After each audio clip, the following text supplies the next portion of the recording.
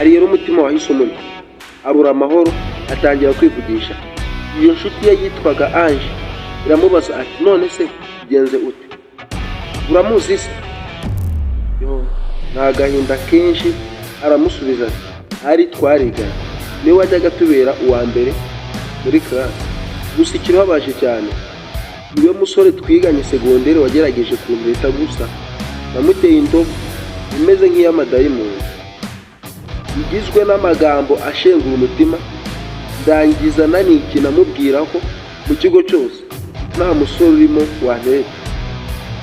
Gusa sha Ange mise nemera rya jambo rivuga ngo ntakuri Imana itakura umuntu ntanakuri itamugeza. Gusa Ange aramubwira ati nta kindi nyine, icara hasi wige bikubera isomo, kuko ubu ari ni umusore wifuzwa na buri mukobwa wese.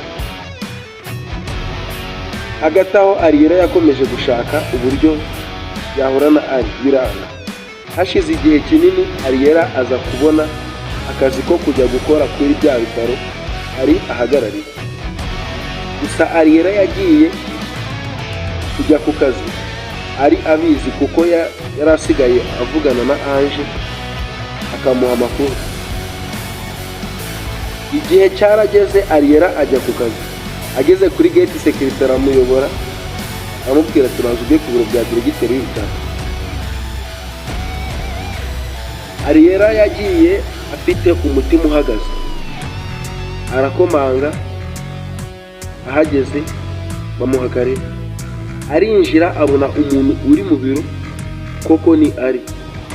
Yahise amupfukama imbere avuga ati Ari, usabye imbabazi ku bya kera byose nakoze byakubabarije umutima. Ari nta n'ikibazo yari amufiteho, amufata ukuboko aramuhagurutsa. Hashize nk'iminota 3 Ariyera ataregura umutwe. Hanyuma Ari aramubwira ati reba mu maso. Aramureba. Ari aramubwira ati ibya kera byibagize byose, kuko nakubabariye kera. Nakubabariye muri rya joro wanteraga ibase kidobo aho ngaho. Nasanze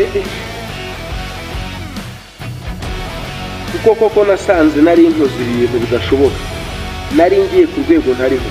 Gusa Ariyera yari yarabuze icyo yavuga.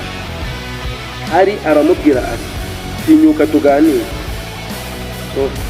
Barakomeza baraganira. Bageze saa sita Ari bamusapurayinga ibyo kurya.